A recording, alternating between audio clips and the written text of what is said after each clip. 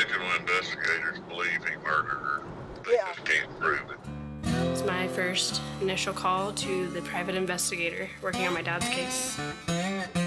My wife jumps up from the table and says, "Oh my God, who is this man coming in the backyard?"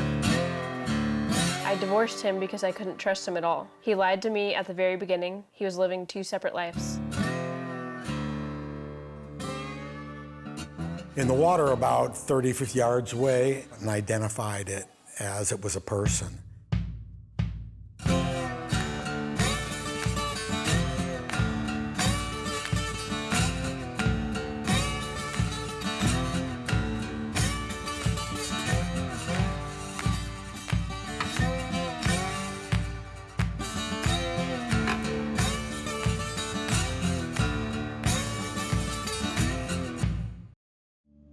And I had her on her back, and I was side-stroking her, and side-stroking, side-stroking, side-stroking her. Did it for hours. 4:20, I think, is the earliest time possible that they could have gone into the water. And 7:10 is the latest time possible that 911 was called. So now when you look at that, we're really talking about a span of about 2 hours and 50 minutes. So climb down the ladder a little bit and grab the end of this. Okay.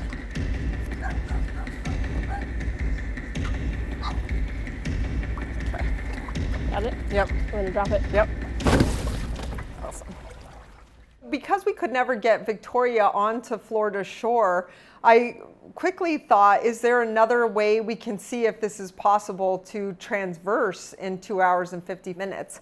And I decided to look up how long it takes someone to kayak in comparison to how long it takes someone to swim a mile. And kayaking seemed to range from 20 to 25 minutes for a mile. Now, that's not a lot faster than swimming, because we looked up on Google, it said it took 30 minutes to swim a mile. Now we're looking at maybe 20, 25 minutes. So the distance between where Chris said they went into the water and Bobolink Road is about 2.5 miles. If I could make it in a kayak from that point to the Bobolink Road house in, an hour or 2 hours, maybe then his story might still have some validity.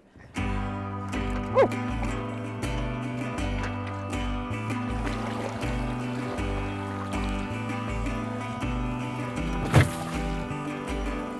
All right, see you in a couple hours.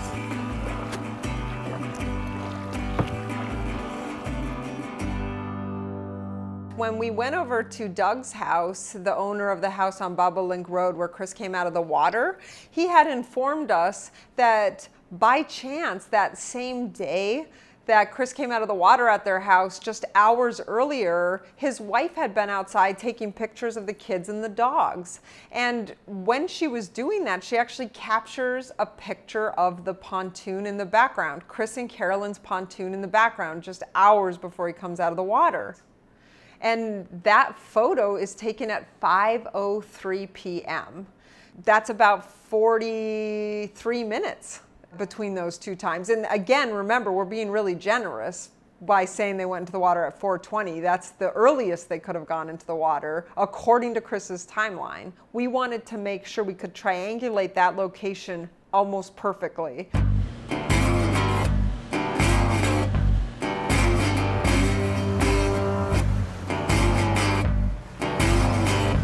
So it's that red roof, right? Is that what she's pointing at? Yeah, it kind of looks like a mushroom top, right? Like straight ahead. Yes, barely could see it. So you're gonna wanna go about a little bit closer, keep coming. Okay. I'll tell you when to stop, and then you're gonna wanna head north. Right straight, yeah, between there and the peak of those trees, Okay. Yeah. right? We rented the pontoon and we drove it back and forth across the bay until we were actually able to almost perfectly recreate the picture that the family had taken on Bobolink Road. Hey, grab GPS coordinates where you guys are right now, too. I think you don't need to go any further out, so just go to the left then. So take a screen grab. We think we got it. I'm gonna have you guys come in just a quarter of a mile more just to get one shot, but that's just remember that shot because I think that's it. Okay. Okay.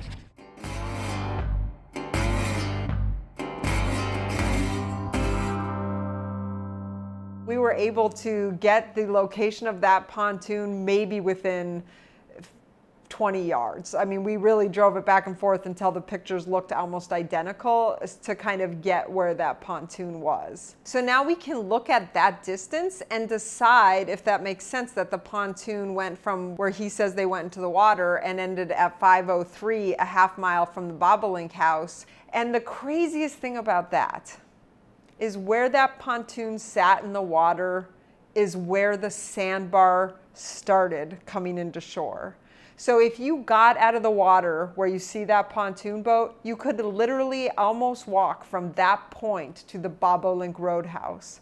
What a perfect place to ditch the boat is right along the sandbar, because if you ditch it there, you're pretty safe getting from that point all the way into shore, because basically you can walk almost all the way. There is a small canal in the center that's maybe 50 yards that goes a little bit deeper, maybe 6-7 feet, but it's not even that much deeper. And then it quickly goes back to like 3 or 4 feet deep. So you can pretty easily walk. No, we were just at my house and we noticed a boat out there, and you know, you sit, when you're on the water, you're looking out there all the time. You see boats go by, but this one was just floating and towards the land, and we didn't see any activity on it. Englehart, the gentleman who found the pontoon just floating by his dock, actually kind of saw it approaching the dock, and he said he first sighted it at 5:50 p.m. So these homeowners caught a photo of it at 5:03, and then we know that Englehart saw it at 5:50, went and got it, and then called the police that there was a just random pontoon on the loose, basically. So what we're looking at here is the pontoon speed. First, we have to take into account that the boat traveled 2.5 miles in 43 minutes. So we just need to divide that. And that equals 1 mile every 17 minutes. 5:03 p.m. to 5:50 p.m., now the boat has slowed down significantly. The boat travels 0.5 miles in 47 minutes.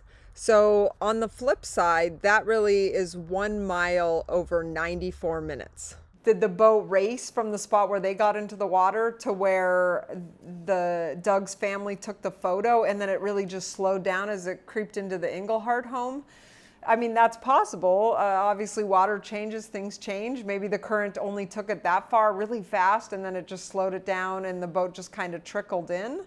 But it did kind of raise some concerns for me if that was a valid possibility.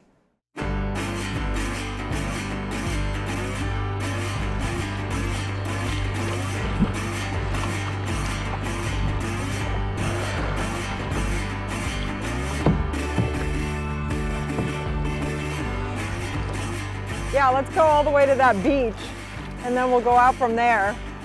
But the beach they were docked at, I think, is a good one.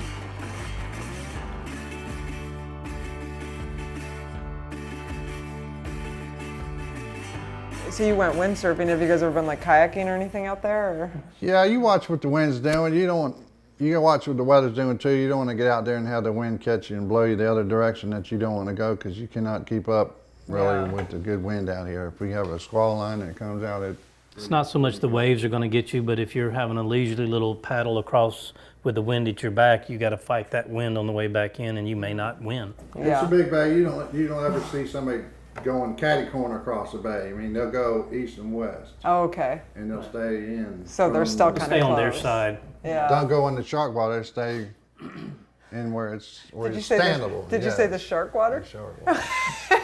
I like that. That's what we always said when we were kids. You go out there and we'll stay out of the shark water. Right, absolutely. I've seen just one. Really? What kind?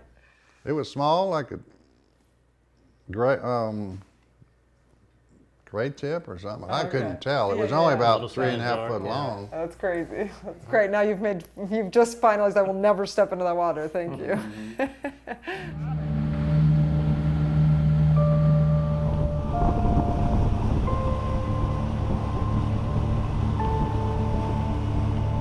And I know that on my phone I had taken a picture of her right before she jumped in the water. Okay. Like she was sitting there and she just looked really pretty with her hat on. And I took a picture of her, so it would be directly after that time, the very last photos on that camera.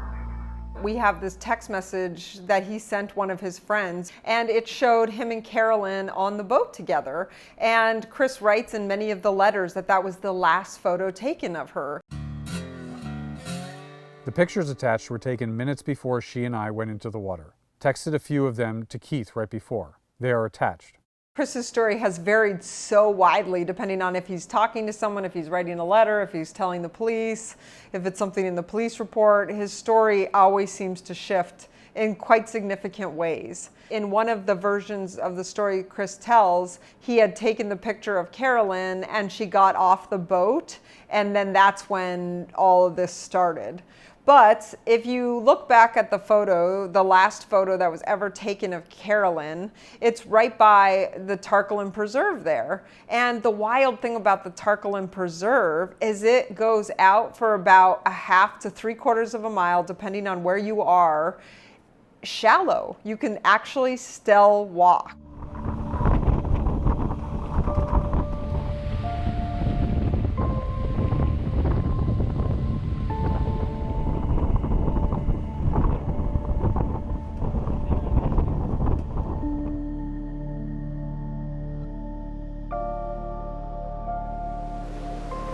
All right, so I'm about to get off the boat. We've just taken the photo. I feel like I'm gonna be able to stand. Also, most people die from shark attacks in 4 feet of water. So I feel like it's about 4 feet. So if I don't come back. Oh, hello. You standing? Walk in, people. Are you able to get back to the boat, no problem? Yes, because I can just walk back to the boat or walk to shore.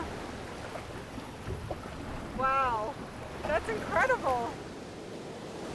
Well, I think that's pretty telling. I mean, I was only like up to here, I want to say. So we really drove up and down that beach to find out their distance from the beach to see if there was any point that it was so deep that you weren't standing. All right, well, let's just check that other side, and then I feel like every place we've been easily able to stand pretty much. Okay, Holy yeah, fuck. it's right here. Okay, Okay. Ash, sit here. All right. Hold mine so you can get a picture. Ash, this is fucking it. Is it? Okay, Yeah. nice. It's gotta be. I think we're a little too far. Hold on, let me kind of, this picture's kind of zoomed in. So. Okay. No, I think that's perfect right there.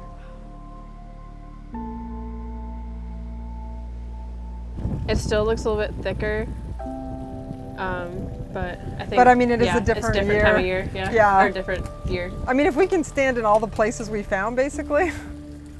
And we were unable to find a spot along that beach where when you got in the water, your head would be submerged.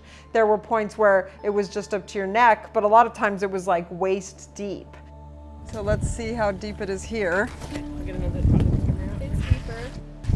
Okay, so we'll throw the anchor in and see where we're at.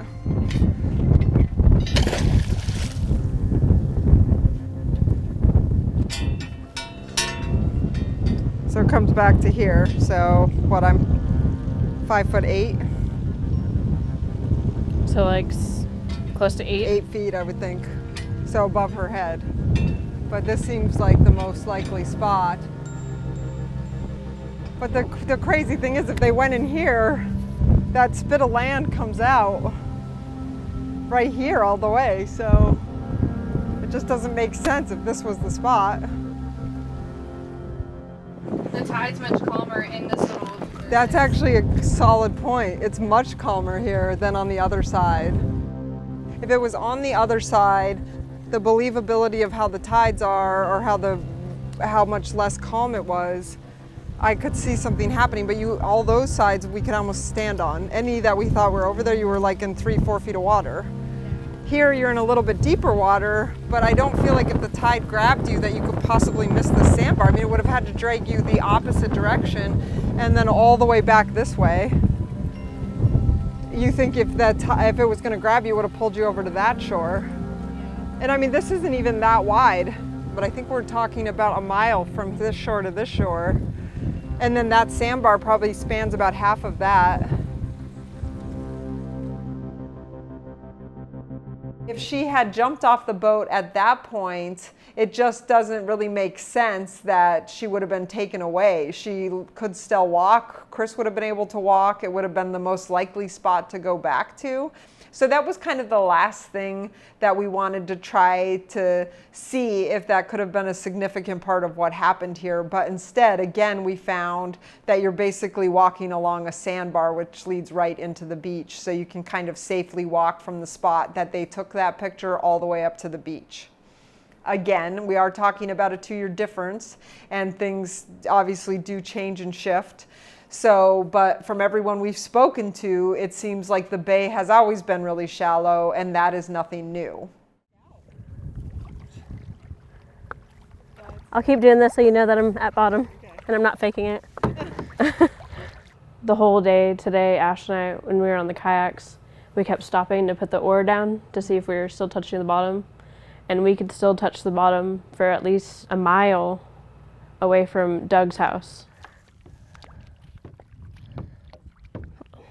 It went under the boat, had an angle. Okay, so that's... Can't touch anymore. All right, so that we need to do a Google point for, basically, I feel like this is kind of the first where you couldn't walk anymore. That's gotta be like a mile out, honestly. You could legit walk out there for a mile before you can't touch ground anymore. It's a long way. So you can be out there right now and it'd be up to your, a little above your knees. Yeah. At the end of my dock right now, it'd be about your knees. Yeah. It's shallow. Then it goes up to a little bit, then shoot, 700 feet, it might be up to your waist. Yeah.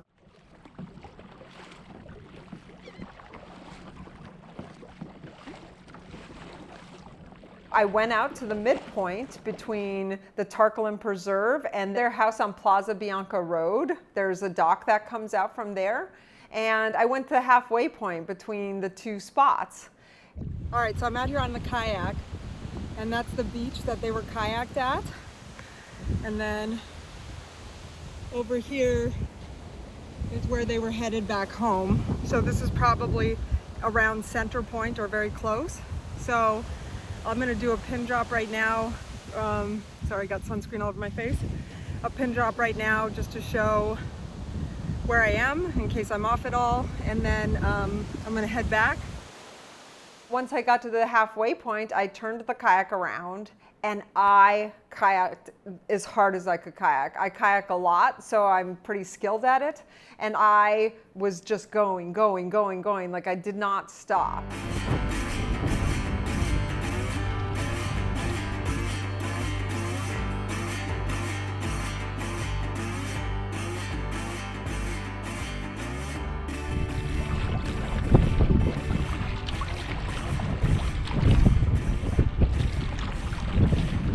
Tell me how you felt the whole time. Again, I think much like the swimming, I thought the kayak ride would be easier than it was. So did I, honestly. I've been out in kayaks a lot, like in different bodies of water of course, and like that one as well sometimes.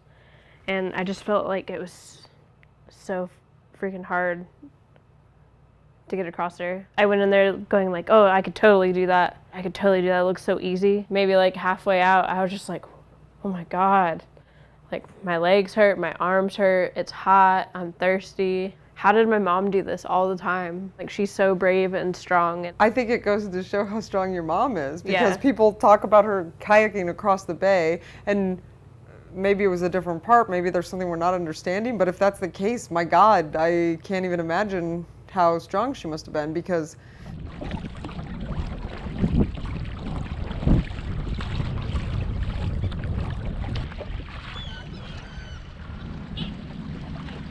I want to die.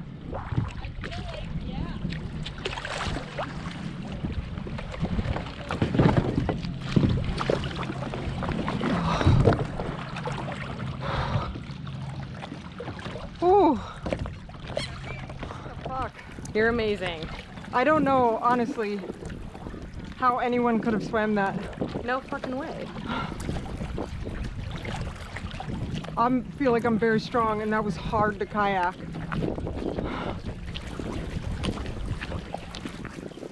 I really didn't have the energy to get back, and I made it, obviously. I kept having to stop, and I kept getting carried back. Every time I stopped, I felt like 2 steps forward and 2 steps back. Yeah. And then it was just stressful because my whole body, everything on my body hurt, including my legs, which I was in a kayak, so like, why did my legs hurt? But my muscles wanted to give up. I was shaking, and by the time I got to shore, I just don't feel like I could paddle anymore. So I actually got out of the kayak and walked to the kayak because I could walk in there. I did that at one point too. Since we feel pretty good that this was probably the point, this was one version. And the other one is where we kayaked to that day, which is in the middle here. But let's just show people driving the boat how long it takes to get from here to there, just to see To the boat launch? Yeah. Okay, got you. Just to see if we can think of how realistic it is that in the middle of the channel, which is one of his stories, that you'd get out instead of just waiting however many more minutes. So I think we should time it. Oh, okay, so this is their house. We're getting close, yeah. Okay. So what, he picked her up here that day? Yeah. Okay. That's what he would do. He'd go take the boat to the boat launch, leave his car down there with the trailer, Okay. and then take the boat out and pick her up with like all the coolers and shit that they needed for the day. Okay. Okay, so this is where my dad would pick up my mom, is this pier right here. Okay. That's where her and the dogs would load up on the boat. So that's where he picked her up that day? Yeah. So I wonder how far this is from the beach we were just at. I could check. Well, why don't we just drive? We could do that, yeah. Yeah. So it's basically a straight shot. Like that's where the point is. I'll start a timer too. Okay, so we're at almost 6 minutes and we're like basically there. Maybe like a half mile. Yeah. So what we're talking, maybe 7 minutes at half speed. And after doing all these tests in the bay, there was really something that was bugging me about Chris's story. They were on the beach at the Tarleton Preserve, which is this absurdly beautiful place to hang out. From there to where their house is, it's an 8-minute boat ride if you're going at half speed. Chris says in one of his accounts that she got out to use the bathroom. Now, I'm not certain because obviously 8 minutes someone might not be able to hold their bladder for, but I kind of am surprised that a person who boats often wouldn't have thought to have used the restroom while safely on the beach, or couldn't have thought to themselves when they were in the middle of the bay, I can wait 4 more minutes because they would have been halfway home, right? I can wait 4 more minutes until I get home and I can use the bathroom with privacy and not the fear of being in the middle of the bay. But instead, according to him, she wants to go right there in the middle. And I just think if you're out there and you're looking at it, I just don't think it's something that you would commonly do. And he describes her as just jumping off the side of the boat, not even waiting for the ladder to go down or anything, which is even harder for me to kind of wrap my head around. So not only are you going to kind of do an absurd behavior, which is use the bathroom in the middle of the bay when you could literally just be in the boat for 4 more minutes and in a safe spot to use the bathroom.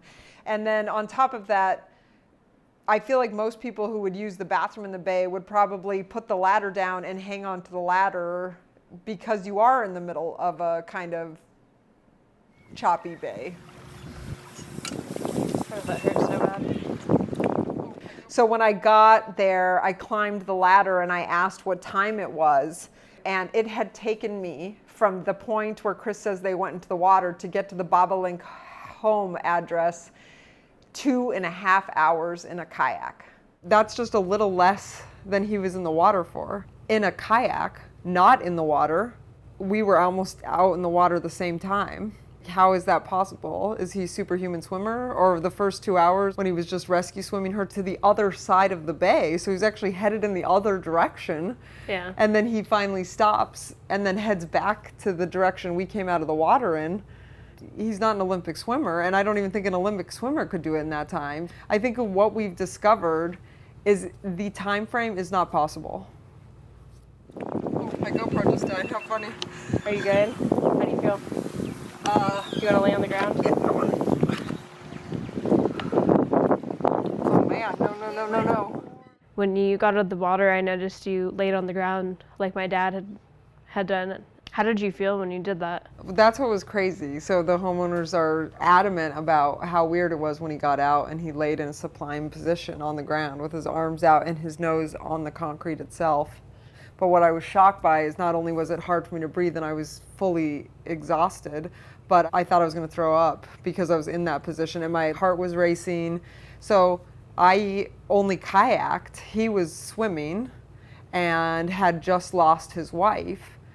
So I would feel like there would be exhaustion far beyond where I was and absolute inconsolable sadness. And to me, that would be the worst way to place yourself if you were in that scenario. I feel like you'd want to sit, stand, even lay on your back. If you had to lay down, I still don't think you would lay on your stomach. It's very constrictive and I felt like I couldn't breathe because of how I was like panting. I don't think I'm able to move my arms for days. I'll drive. I'm driving. Later. Thank you.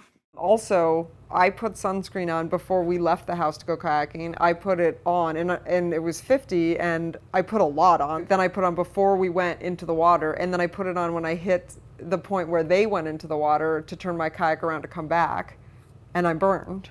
So did I. I have like mad tan lines from being out there the same amount of time as my dad claimed to have been out there. Right, and what's crazy is the homeowners and the investigators, and in the initial report, it says he didn't have a rosy red face, he didn't have a red back, he didn't have a red neck, and he didn't have the luxury to reapply sunscreen. So let's just say he put 50 on before they went boating or on the boat. Between the time he says they went in, which is a text message that was sent to Keith, and the time that he came out could have really only been a little bit under 3 hours. If you didn't apply sunscreen, I think you'd be burned crispy like a lobster. We were able to reapply, so we got burned. Still burnt. Yeah, exactly. And I think through all this experimenting is when what you get is that we're not being told the truth. And I'm not saying that means that Chris killed Carolyn. Is what I'm saying is what happened to Carolyn. I want to know what really happened to Carolyn because none of the stories that he told make any sense, and I can't even recreate the circumstances in which they were under. Actually physically going out there and being in the boat and being in the kayaks, I just don't think it's possible that anybody could do that. And I could be wrong, but I just, like for now, I don't think it's possible. Yeah.